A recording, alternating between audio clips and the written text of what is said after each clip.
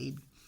Vous parliez avec votre mère à ce moment-là? Ah oui, on parlait, elle était là et heureusement, on souffrait moins, ma mère et moi, parce qu'on était deux, alors que mon père était tout seul. Et quand au bout de quelques jours, on nous a fait prendre le train pour Drancy, on a trouvé mon père méconnaissable tellement il était effrayé d'être arrêté par les chleux et comme il était seul, il souffrait beaucoup plus. Sa hantise à lui, c'était de ne pas être séparé de nous. Alors on a pris le train c'était des wagons plombés de 3e, et puis on est arrivé à Drancy. Qu'est-ce que vous voyez quand vous arrivez à Drancy? Alors quand on arrive à Drancy, je ne me rappelle plus notre arrivée. Hein. Je me rappelle plus. Ce que je vois, moi, c'est... Parce que je suis retournée plusieurs fois à Drancy depuis, vous comprenez. Moi, ce que je vois, c'est cette espèce de grande allée. C'était comme une allée, oui, comme on fait dans le Midi, vous savez, les allées où on se balade. Alors on voyait tous les gens qui se baladaient à petits pas, marchaient lentement sur cette allée centrale. Je ne sais pas ce qu'il y avait au milieu, est-ce qu'il y avait une pelouse ou pas, ça je ne saurais pas dire. Mais il y avait une très large allée qui faisait tout le tour. Et tous les gens arrêtés, qui étaient tous juifs, ils marchaient comme ça, à petits pas, en devisant. C'est ça mon souvenir. Je me souviens même pas. Il y a eu les chambrées, mais j'en ai un très très vague souvenir. Alors, les chambrées, évidemment, j'étais avec ma mère, mon père était dans une autre chambrée avec les hommes, mais on pouvait se retrouver dans la journée. Et ça, c'était pour mon père, ça avait pour nous aussi une importance folle. Et que dans la journée, on était libre à l'intérieur du camp. On pouvait circuler comme on voulait aux heures permises. Je ne sais plus trop qu'est-ce que c'était, mais enfin, on pouvait se voir, quoi. Et est-ce que vous avez le souvenir qu'à Drancy, on parlait de la destination des convois? Oui, alors c'était évidemment le grand sujet. Alors, je me suis aperçu qu'il y avait une espèce de bataille folle pour ne pas être déporté, c'est-à-dire pour rester à tout prix à Drancy. Mais au fond, je ne savais pas trop en quoi consistait cette fameuse déportation. Et je me rendais compte qu'elle effrayait tout le monde, qu'on était prêt à tout pour y échapper. Et en même temps, je ne savais pas en quoi ça consistait. Au fond, je ne savais pas vraiment. Vous diriez qu'il y avait presque une forme de curiosité chez vous? Oui, absolument. Ah oui. Moi, à la fin, je disais, si je suis déporté, au moins je saurais en quoi ça consiste. Je trouvais ça. C'était l'attirance vers l'horreur. Je sais pas, une espèce de fascination. Je me disais bien. Ah oui, parce qu'on nous racontait qu'on nous faisait travailler dans des camps à l'est. Alors je sentais qu'il y avait quelque chose d'anormal, parce que si c'était pour travailler dans des camps de travail à l'Est, pourquoi est-ce que ça faisait une telle terreur? Donc il y avait quelque chose que j'ignorais, qui n'était pas dit, mais que les gens ou savaient ou pressentaient. Mais tout le monde était d'accord, il ne faut pas être déporté. Alors, il y en a qui ont réussi d'ailleurs comme ça à rester à Drancy très longtemps, ça leur a sauvé la vie, mais il n'y en a pas beaucoup. Et c'est là qu'intervient l'épisode alors de nouveau du fameux certificat de baptême. Malheureusement, on ne l'a pas reçu, ma cousine ne l'a pas envoyé. Donc votre père a eu à ce moment-là une entrevue avec Aloïs Brunner? Mon père et ma mère, ils sont allés tous les deux dans le bureau d'Aloïs Brunner. Et qui leur a dit, je ne sais plus ce qu'il leur a dit, il les a menacés, il leur a dit, si le certificat de baptême est un faux, vous serez déportés et vous serez séparés. Une espèce de chantage, quoi. Ça a tellement peu de rapport avec la réalité que j'ai oublié ce qu'on m'a répété, mais il y avait une sanction au cas où où le certificat de baptême arriverait et qu'il serait quand même prouvé qu'on serait juif.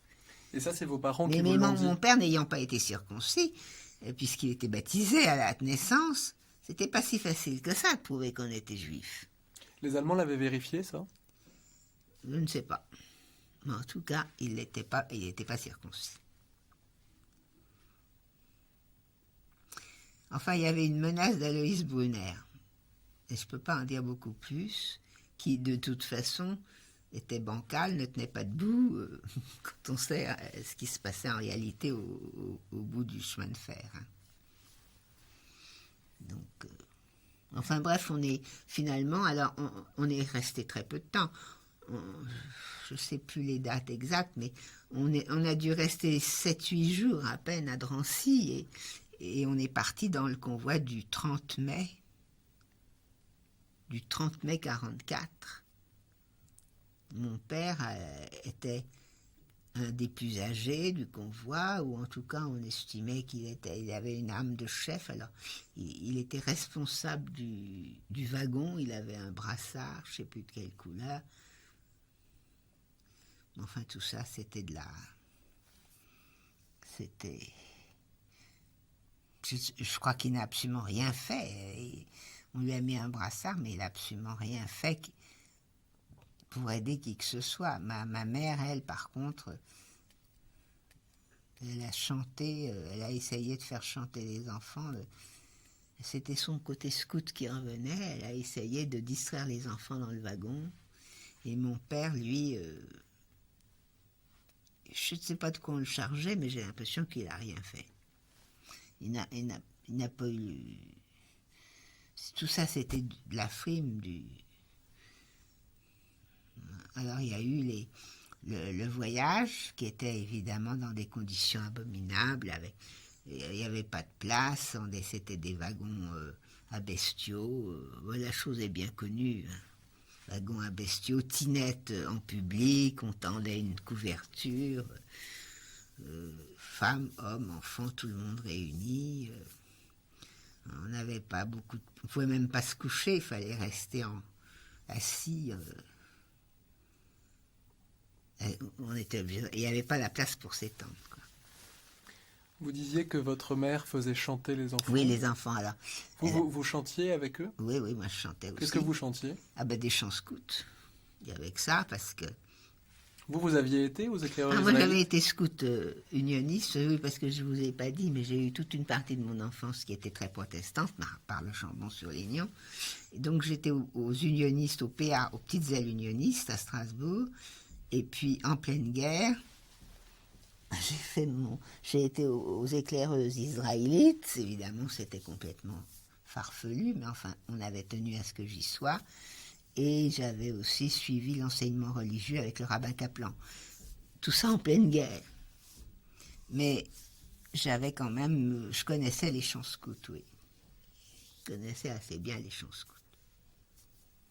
Enfin, j'ai chanté un peu, mais c'était une atmosphère horrible. Et alors, finalement, on arrive donc au bout après la soif, la faim, surtout la soif, on arrive le 2 juin à Birkenau. Dans votre livre, vous évoquez une des personnes qui est dans le wagon, qui devient folle ou qui l'est déjà au départ, et qui piétine tout le monde. Est-ce que vous vous en souvenez? Oui, très bien. Je me souviens de ce personnage. Je m'étais demandé si c'était pas Benjamin Fondane, parce que Benjamin Fondane, le poète, se trouvait dans ce convoi-là. Mais rien ne prouve que ce soit lui, mais j'y ai pensé parce que j'ai vu des photos de Benjamin Fondane après la guerre, et puis il me semblait qu'il ressemblait un peu à ce personnage qui avait des crises d'épilepsie, Oui, il a eu des crises d'épilepsie. Sa folie, c'était une crise d'épilepsie, en fait. Alors, je m'étais demandé. Je suis certaine, d'après mémorial de Klarsfeld qu'il était dans notre convoi numéro 75. Et évidemment, je ne savais pas que Benjamin Fonda n'existait, ni qu'il était un poète. Je l'ai su bien après la guerre. Mais maintenant, je m'aperçois qu'il a sa place. Hein. Il est reconnu comme un assez grand poète. Et hormis les crises d'épilepsie, il se comportait comment? Ce personnage-là, ça, je ne faisais pas attention. Il se faisait pas remarquer. Hein. Sauf les crises d'épilepsie, pour le reste, il était comme les autres. Je n'ai pu le remarquer que par ces crises. Et encore une fois, je ne voudrais pas affirmer. Hein. Je ne suis pas du tout sûre que ce soit lui. Ça pourrait, j'ai pensé que ça pourrait être lui dans une espèce de ressemblance avec les photos que j'ai vues après. Puis ça ne va pas plus loin. Puis de toute façon, ça ne noircit pas sa mémoire. Il est maintenant reconnu comme un grand poète. Il a écrit des très belles choses. Hein. En tout cas, dans l'ambiance sans doute très agitée du wagon, ça ne devait pas aider d'avoir cette personne il n'a pas été très gênant parce que je pense que ce personnage-là, qui que ce soit, n'a eu ses crises qu'à la fin. Il n'a pas beaucoup gêné. Ce qui était épouvantable, c'est qu'on pouvait à peine, on s'asseyait tout juste, on n'avait rien à manger, on n'avait rien à boire, on étouffait plus ou moins, et puis le coup de la tinette. Moi, je me souviens du coup de la tinette parce que c'est quand même gênant. Hein. Et puis voilà, puis alors en route, les chleux nous disaient, oh mais vous savez, parce qu'on s'arrêtait de temps en temps, alors les chleux ouvraient les fameuses portes à glissière, là, et on était déjà en territoire allemand, et ils nous disaient, oh quand vous arriverez là-bas, là où vous allez, vous aurez une bonne douche. Voilà. C'était leur perversité, et toujours le secret le plus absolu. Mais quand même, par la lucarne des portes, enfin, je me souviens plus où ils ont ouvert les portes. Toute la surface de l'Allemagne était absolument couverte de camps. On ne voyait qu'il y avait des camps tous les 50 kilomètres. Alors, c'était pas forcément des grands camps, ça pouvait être des trucs de prisonniers de guerre, ça pouvait être des commandos, ça pouvait... Dieu sait quoi, mais c'était des camps. Il n'y avait que ça. Parce qu'on voyait de temps en temps quelque chose. Il y avait une espèce de lucarne qui était quand même ouverte en haut. Alors ça, je ne me rappelle plus, mais je pense qu'on avait à tour de rôle le droit d'aller respirer un peu. En fait, ce que vous racontez dans votre récit d'après-guerre, c'est qu'effectivement, vous voyez ces camps et que vous ne cessiez de vous demander lequel serait le vôtre. Ah bon? Ça, je ne me rappelais plus. Et pour ce qui est de ce que vous avez dit sur les douches, en fait, vous racontez toujours dans ce récit qu'à un moment donné, votre père, à un des arrêts, va voir un SS et il lui demande si, à l'arrivée, il pourra se laver. Et le SS répond, oui, vous aurez une douche. C'est ça, oui. C'est bien, oui, c'est ça, je me souviens maintenant. Oui, non, mais il y avait tout. Bon, enfin, il fallait que le secret soit gardé, et il y avait en même temps le côté monstrueux, quoi. Évidemment, en disant vous aurez une douche, les malheureux, quand ils ont cru que c'était une douche, ils y allaient, sans se révolter. Ils pensaient que ça serait une douche. Vous comprenez? Tout était mis en scène pour que ce soit une douche. Puis c'était du gaz. Nous sommes au tout début du mois de juin 1944. Vous arrivez à Birkenau. Est-ce que vous vous souvenez de votre première vision du camp? Oui, alors ça, c'est une vision très forte et un des moments forts. Hein. C'est l'arrestation, l'arrivée, la mort de ma mère, les 3 moments forts. Alors, l'arrivée au camp, c'est une vision absolument hors de la Terre. J'ai l'impression de ne plus être sur la planète Terre. D'abord, on ne sait pas où on est, au point de vue géographique, il a fallu qu'on nous l'explique. Ensuite, c'est une vision de femmes qui courent dans tous les sens. Personne ne marche, tout le monde court. Et elles sont vêtues de sacs en jute, ou alors certaines ont des tenues rayées, mais qui s'apparentent quand même à des... ça n'a pas de forme, quoi. Et c'est lié à la taille avec une ficelle. Et puis des foulards, des foulards mis à la même manière polonaise, c'est-à-dire que ça n'a rien à voir avec les foulards à l'occidental. C'est un fichu mis comme ça, et puis ramené comme ça. Et ça, rien que d'y penser, ça me donne encore le frisson. C'est-à-dire qu'au lieu de le nouer normalement, on le ramène. Bon, des fichus, voilà. Alors, elle court dans la boue. Au loin, il y a des baraquements.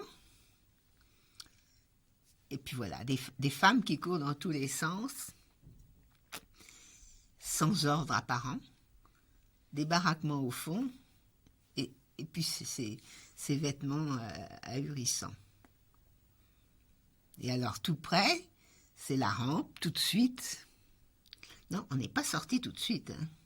On nous a laissé, le train était arrêté, je ne sais pas à quelle heure on est arrivé, mais on nous a laissé, je ne veux pas dire combien de temps, mais un certain temps, immobile, avant d'ouvrir les portes. Et quand les portes s'ouvrent, alors là, c'est là qu'on découvre le paysage.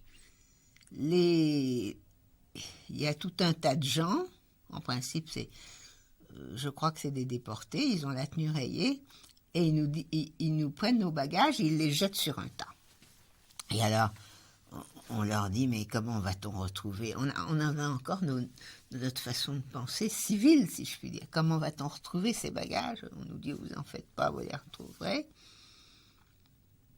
Et très vite, alors, on fait mettre en rang par 5 les hommes d'un côté, les femmes de l'autre. Donc à ce moment-là, vous êtes séparés de Donc votre père. à ce moment-là, je suis séparée de mon père. C'est là que je l'ai vu pour la dernière fois. Et il a le temps de me dire, rendez-vous à la compagnie Saint-Ger, parce que on a toujours l'espoir on se dit on va rentrer, enfin, si jamais on rentre, quoi, enfin, pour pas se perdre, rendez-vous à la compagnie Saint-Ger, et si tu t'en sors, c'est une bien belle école. Voilà. Et alors, mon éditeur, sans me le demander, moi je n'avais pas trouvé de titre pour mes souvenirs, il a pris cette phrase et il l'a appelée « Si tu t'en sors ». Lorsque votre livre a été publié, mais seulement... Seulement en 93. Oui, c'est comme ça, et je ne suis pas la seule. Il y en a beaucoup qui ont dû attendre, et puis il y en a d'autres qui n'ont jamais trouvé d'éditeur. Moi, j'ai eu la chance, par une chaîne amicale, de trouver François Gèze, directeur des éditions à découverte. Et parce que Pierre Vidal-Naquet François Gèze, ayant été contacté par une chaîne amicale, a donné à lire le manuscrit à Pierre Vidal-Naquet, qui dirigeait une série, qui dirigeait comment ça s'appelle, une série, enfin une collection. Une collection qui s'appelle Témoin. Et quand Pierre Vidal-Naquet a vu que c'était ce convoi-là du 30 mai 1944, il savait que ses parents avaient été déportés dans le même convoi, et là, il a été follement impressionné, follement touché, et il a insisté auprès de François Gèze pour que le livre paraisse.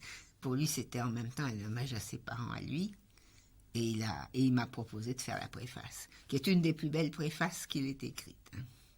Elle est très belle. On pourra y revenir. Lorsque votre père vous dit « Si tu t'en sors, c'est une bien belle école », est-ce que vous lui avez répondu quelque chose? J'ai dit « Oui, papa ». J'ai pas eu le temps de dire autre chose. Puis je réfléchissais pas tellement. J'ai dit « Oui, papa ».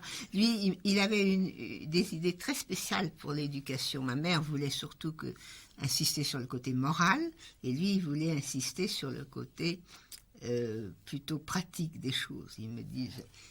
Il m'aurait volontiers éduqué à la Spartiate, et c'est peut-être aussi pour ça que j'ai réussi à survivre. Il me disait, ce qui compte, c'est le résultat. même si tu te donnes beaucoup de mal et puis que tu n'arrives pas, ça n'a aucun intérêt. Ce qui compte, c'est que le résultat de ce que tu entreprends de faire, il faut le mener à bien. Et de même, il m'avait appris à rire quand j'avais mal. Même si je me blessais, enfin n'importe quel bobo d'un enfant, les enfants pleurent en général. Lui, il m'interdisait absolument de pleurer. Et il me disait, non seulement tu ne dois pas pleurer, mais tu dois rire quand tu as mal. C'est ça. Ça indique toute une orientation. Et il m'a dit, c'est une bien belle... Et ça va dans la droite ligne de cette phrase. Si tu t'en sors, c'est une bien belle école. En un clin d'œil, en débarquant sur cette rampe de Birkenau, moi je crois qu'il avait tout compris. Hein. Il ne savait pas qu'il allait être gazé quelques heures après, ou même moins que de quelques heures, mais je crois qu'il avait tout compris quand même. Je pense que ce monde lunaire, enfin ce monde apocalyptique, c'était le choc, vraiment le choc initial et le choc le plus fort. Parce qu'après, peu à peu, on s'habituait, mais il est évident qu'on voyait tout de suite les cheminées, les hautes cheminées avec les femmes qui sortaient. On vous aurait dit à ce moment-là, ton père est passé par là, ou vous allez y passer automatiquement. C'était pas la peine, on le refusait, quoi. On ne le croyait pas. Pendant longtemps, j'ai cru que ces cheminées, qui vraiment, c'était comme des énormes cheminées d'usine, c'était pas une fumée noire, comme j'ai souvent lu. Pour moi, c'était des flammes qui sortaient de la haute cheminée, jour et nuit, qui éclairaient le camp la nuit. Ça sentait le poulet grillé autant qu'on en voulait. Et pendant très longtemps, j'ai pensé que c'était les gens qui étaient soumis à un régime extrêmement dur et qui mouraient, je ne dirais pas de mort naturelle, mais enfin qui mouraient par épuisement. Et dont les corps étaient brûlés. Et dont les corps étaient brûlés. Comme c'était le cas dans presque tous les camps de concentration, mais pas dans les camps d'extermination. J'ai cru ça très longtemps. Ça m'a sauvé, parce que si j'avais dû savoir la réalité... C'est-à-dire qu'il y avait des chambres à gaz. Qu'il y avait des chambres à gaz, que les gens que j'avais vus une heure avant étaient déjà en train de mourir, et puis qu'après le gaz, on les brûlait.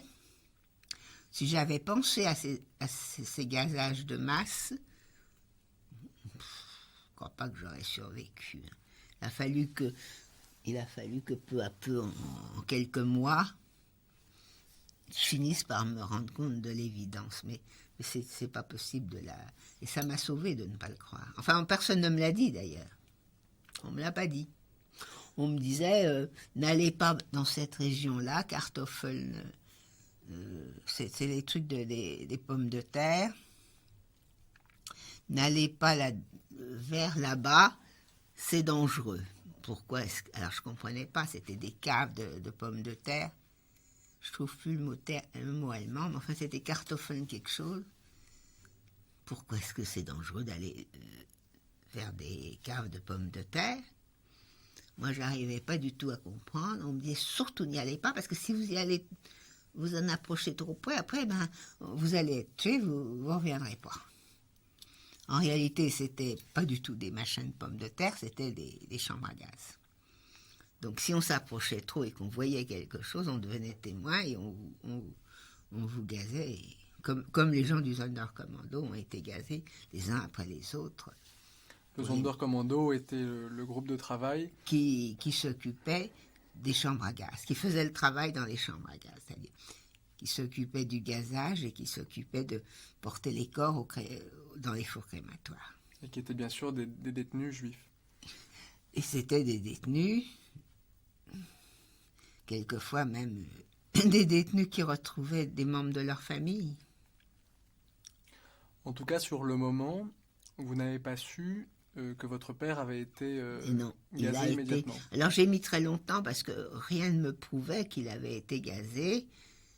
Mais quand j'ai compris que je n'avais eu aucune nouvelle et qu'il avait quand même 53 ans, c'était déjà âgé pour entrer au camp, et qu'il faisait davantage que son âge à force d'avoir souffert et d'avoir vu venir les choses.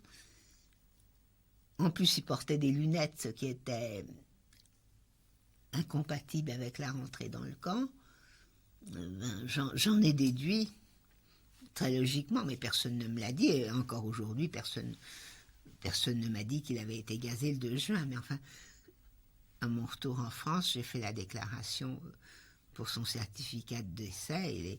Il est considéré comme ayant été assassiné le 2 juin 1944. C'est-à-dire le jour de votre arrivée Le jour de notre arrivée. C'est un peu moi qui l'ai décidé. D'ailleurs, pour ma mère, c'est pareil. Elle a été prise dans une rafle, une des toutes dernières rafles du mois d'octobre 1944, parce qu'elle était très malade. Sélection plutôt que... Une sélection, oui, qu'est-ce que je dis? Une sélection. Là aussi, d'après les témoignages, j'ai décidé que c'était le 14 octobre 1944, sans être absolument certaine de la date. Ça a très peu d'importance d'ailleurs. Mais en ce moment, on lit, il y a beaucoup d'archives qui sortent et on lit beaucoup de choses. Et c'est intéressant parce que les dernières sélections et donc les derniers gazages, ça commence à arriver à ce qu'on voit à peu près la période.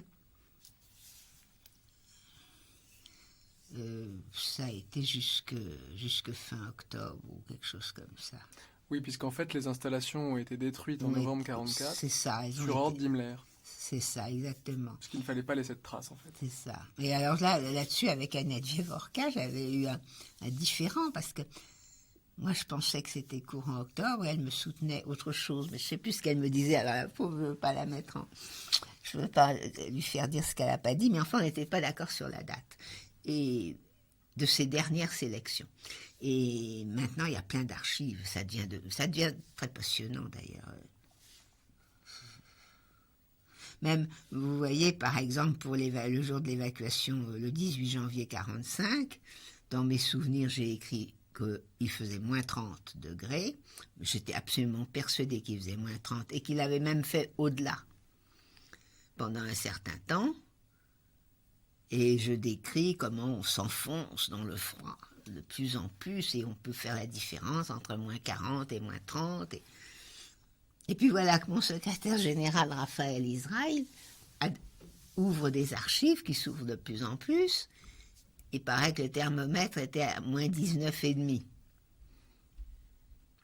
Alors ça me bouleverse parce que qui veut absolument faire un témoignage le plus authentique possible, là je suis prise de court. Mais je me demande si le terme... Lui, il s'en fiche, Raphaël, parce que c'est pas son problème. Mais moi, ça m'intéresse beaucoup. Qu'il ait fait moins 30 ou qu'il ait fait moins 20, c'est pas pareil. C'est pas du tout pareil. Cela dit, sur le moment, vous n'aviez bien sûr aucun moyen de le mesurer. J'avais aucun moyen. Si ce n'est votre sensibilité. Non, c'est qu'on me le disait. Autour de moi, les gens me disaient, il fait moins 30. Alors revenons, si vous le voulez bien, au premier jour à Birkenau. Vous êtes donc d'abord séparé de votre père. C'est ça. Et ensuite, je crois qu'il y a une seconde sélection parmi les femmes et que vous avez failli être séparé de votre mère. Est-ce que je me... C'est ça. me trompe? Alors, il y avait la seconde sélection, c'est-à-dire la sélection pour entrer au camp. Et là, moi, je faisais plus. J'avais 15 ans, 3/4, mais je faisais un peu plus. Ma mère avait 44 ans, puisqu'elle était née en 1900, mais elle faisait un peu moins. Vous savez, il y avait le SS avec sa badine. À droite, c'était le camp. À gauche, c'était la chambre à gaz. C'est-à-dire, on vous disait de monter sur un camion. Et là, moi, j'ai tout de suite été choisie pour entrer dans le camp. Et ma mère, le SS a hésité. Et il avait l'air de vouloir l'envoyer pour monter dans les camions. Et puis, il s'est ravisé. Il dit non. Finalement, hop. Alors, on est entrés toutes les deux dans le camp, évidemment. Pour moi, c'était terriblement important qu'elle soit encore là, à mes côtés. Bon, ben alors après, c'était, vous savez, je ne me rappelle plus vraiment, hein, mais c'était la séance de tatouage, de rasage des pilosités. On ne nous a pas rasé la tête, pas à ce moment-là. Une douche véritable qui n'était pas des gaz, mais un filet d'eau sans serviette ni savon, et la première vision des malheureuses femmes qui étaient là, jeunes, puisqu'en gros, elles avaient entre 18 et... En gros, elles avaient entre 18 et 30 ans. C'était l'âge pour rentrer dans le camp. Des fois 35. Et elles étaient déjà très abîmées, certaines d'entre elles, des pauvres femmes de Marseille notamment. J'étais absolument effrayée de voir dans quel état de nues, parce qu'elles étaient nues, bien sûr. Alors ça aussi, ça a été un choc de voir toutes ces nudités de femmes. J'y pense après coup, qui étaient forcément relativement jeunes et déjà très abîmées. Elles avaient sans doute eu beaucoup de grossesse. Ça m'avait beaucoup heurté. Vous étiez une jeune fille de presque 16 ans. Oui. J'imagine que c'était la première fois que vous voyez tous ces corps nus. Absolument. Comme ça. Et... Dans ma famille, il y avait beaucoup de pudeur. J'avais jamais vu ma mère nue, j'avais jamais vu encore moins mon père, ni personne nue finalement, sauf quand j'étais au Chambon-sur-Lignon, les enfants de mon collège. Mais ça, c'était autre chose, j'avais 7 ans. Mais sinon, non, j'avais jamais vu personne nue. Et ça a été un choc. Bon, enfin, il y a eu tellement de choses après qui se sont succédées. On a été en quarantaine, c'est-à-dire que... Vous avez été tatoué, avez-vous dit? Tatoué. Vous avez reçu quel numéro? A7128. Et A7128. Et il est tout à fait là encore aujourd'hui. Il s'efface pratiquement pas. Hein. Le 2 a l'air de s'effacer un peu.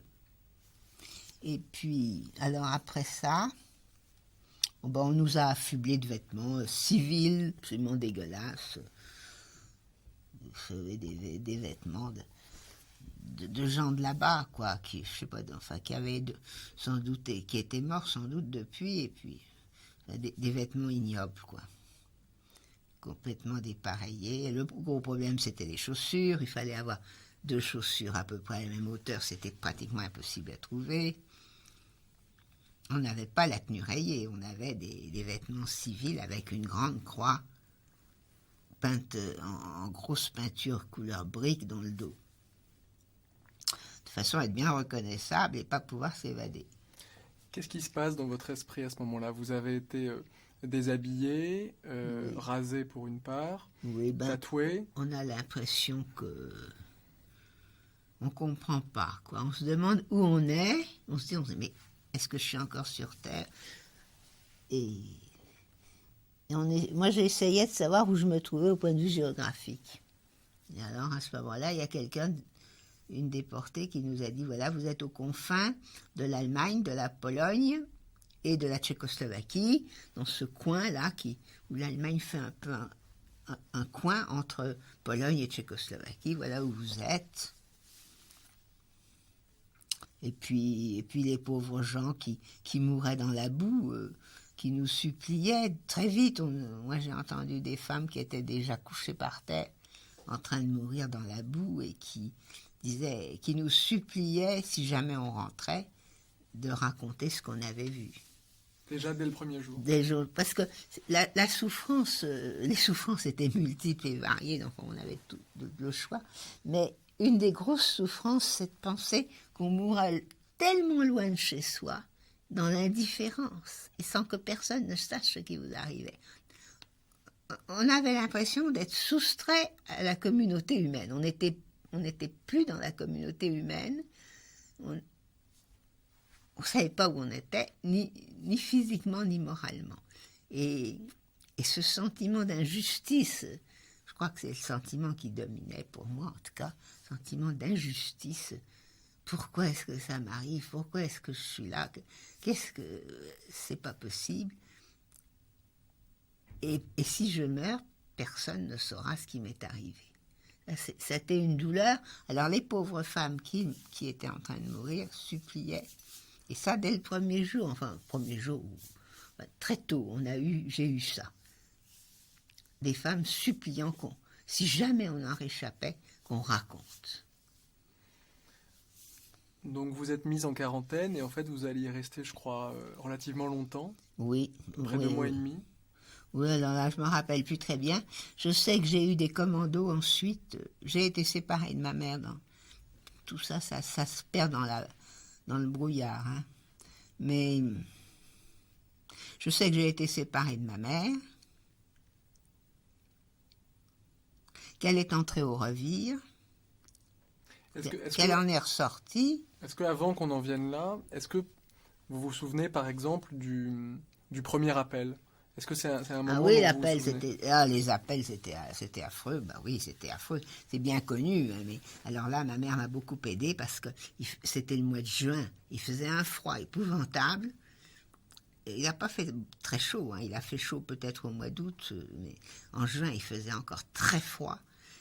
Et le vent et les appels très tôt le matin, vers je sais pas, 4 heures, quelque chose comme ça. Ben, j'ai jamais su exactement non plus là. Enfin, en gros, c'était vers 4 heures du matin. On voyait le jour se lever, mais quand l'appel commençait, il faisait encore nuit, au mois de juin. Des appels très longs, beaucoup de froid, beaucoup du vent. Alors ma mère elle se dévouait d'une manière magnifique, elle se collait contre moi et elle me chauffait le dos. Là aussi, je n'aurais pas survécu si j'avais été seule, parce qu'elle m'a chauffé le dos, elle m'a donné ses rations de nourriture, enfin une partie de ses rations. Elle m'a sauvé, elle m'a un peu sauvé la vie. Est-ce que vous vous souvenez également de la première fois où vous avez eu à subir les coups? Alors, j'ai pas eu de coup, moi j'ai eu une chance folle. Hein. Je pense ne jamais, je sais pas, mais j'ai pas le souvenir d'avoir reçu un seul coup. C'est intéressant d'ailleurs parce que ça m'a sans doute beaucoup. Je me suis faufilée et souvent en lisant après coup des récits ou en écoutant des gens, mais je me rends compte que dans les petits commandos, parce que Birkenau était le pire de tous, c'était vraiment le camp d'extermination, celui où il y avait le plus de sélection, le plus dur de tous c'était Birkenau, le plus horrible. Mais dans les petits camps, on était en contact avec les SS, beaucoup plus proches, tandis que moi, à Birkenau, je ne les voyais pas, sauf à l'appel, je n'avais affaire qu'aux capots, c'est-à-dire les chefs de travail, ou Stubova, c'est-à-dire les chefs de chambrée, mais qui étaient tous des déportés, violents et méchants, tout ce que vous voulez, et les SS, je ne les voyais pas, ou je les voyais de loin. Et finalement, j'ai l'impression que je les avais moins sur le dos que dans des petits commandos, soi-disant moins durs, mais où les chleux, les SS étaient sur vous beaucoup plus fréquemment. Donc moi, j'ai pas eu le souvenir d'avoir été battu. Alors, il est possible que je l'ai oublié, hein. Mais si ça avait été vraiment des coups durs, je les aurais retenus. Or là, j'ai l'impression d'avoir totalement échappé au coup. Mais vous savez, il fallait ruser, j'ai assez vite compris quand même le système, le langage, surtout ne jamais regarder un capot ou un SS dans les yeux, se faire petit moralement, ne pas se faire remarquer en rien, se fondre dans la foule, il y a tout un système, quoi. Ben, ça marche ou ça marche pas, hein, mais pour moi ça a marché.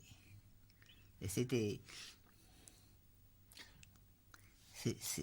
évidemment très difficile.